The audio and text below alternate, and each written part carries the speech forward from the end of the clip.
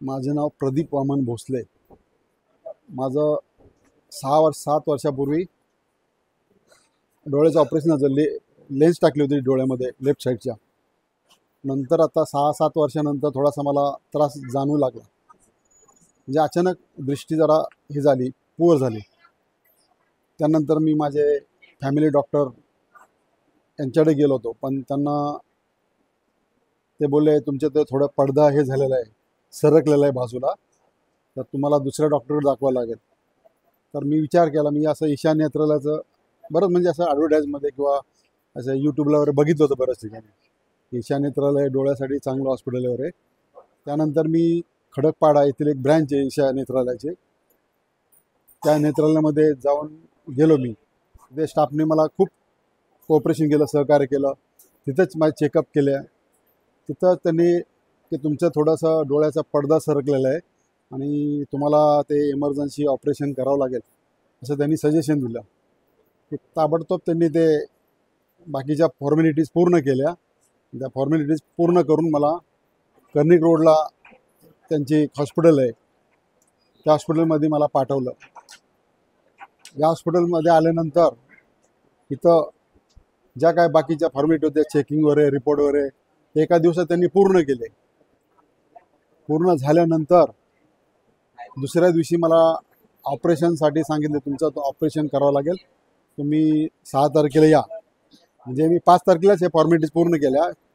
Report वगैरे, ECG म्हणा, परत शुगरचे हे असे सर्व टेस्ट व्यवस्थित केल्या। आणि हे टेस्ट एकाच ठिकाणी असल्यामुळं ते पेशंटलाही बरं पडतं आणि त्याचा अनेक लोकांना फायदा होतो की इकडे तिकडे आपल्याला फिरायला लागत नाही, एका छत्राखाली ह्या टेस्ट होतात। हे अतिशय चांगलं स्तुत्य उपक्रम आहे हॉस्पिटलचं। त्यानंतर 6 तारखेला माझं डॉक्टर पुष्पांजली मॅडम यांनी माझं रेटिना रिडिटॅचमेंट ऑपरेशन केलं आणि हे ऑपरेशन त्यांनी सक्सेस केलं। म्हणजे असं काय मला कुठला त्रास जाणवला नाही नंतर, एवढं म्हणजे सहजगतीने। मी तर अगोदर पूर्ण घाबरलो होतो, कारण एक डॉक्टरला भेटलो होतो मी, असंच गोल्ड मेडलिस्ट ते सुद्धा आहेत, पण त्यांनी थोडंसं मला घाबरवलं की तुमचं म्हणजे दृष्टी परत येईल का नाही हे आम्ही सांगू शकत नाही। ऑपरेशन करतो आम्ही, पण तुमच्या दृष्टीवर ते अवलंबून येईल का नाही ते मी सांगू शकत नाही। ते थोडं घाबरलो होतो, पण ह्या हॉस्पिटलला आल्यानंतर मला खूपच या लोकांनी धीर दिला, डॉक्टर लोकांनी सुद्धा धीर दिला, तर ऑपरेशन व्यवस्थित होईल तुमचं, आणि ते खरंच त्यांनी सक्सेस करून दाखवलं। कारण माझं आता रनिंग एज 64 आहे, तर ह्या वयामध्ये सुद्धा मला दृष्टी पूर्वत असे येईल असं वाटू लागले। आता 80% तर माझी दृष्टी आलेली आहे, म्हणजे असं विजन इम्प्रूव्हमध्ये अशी वाढत होत चाललेली आहे। आणि ह्या डॉक्टर, इथले सर्व स्टाफ, त्यांचा मी खूपच खरं आभारी आहे।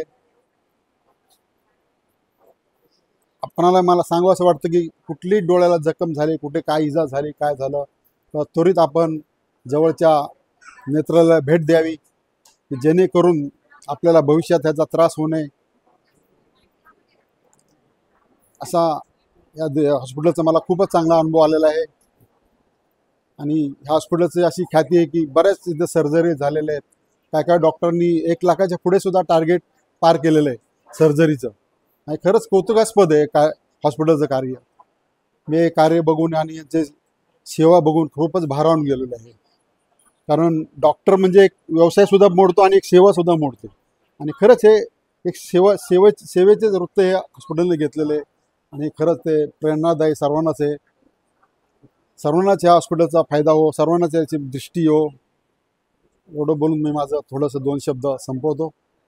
धन्यवाद। जय हिंद, जय महाराष्ट्र।